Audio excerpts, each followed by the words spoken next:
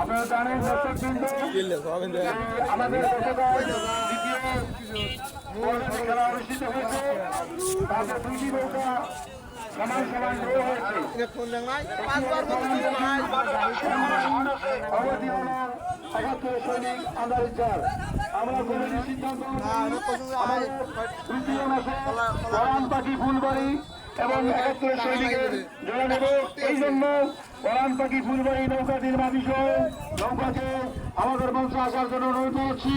সেই সঙ্গে ৭১ সৈনিক আন্দারিচার নৌকাটিকে আমাদের কমিটির মঞ্চের সামনে আসার জন্য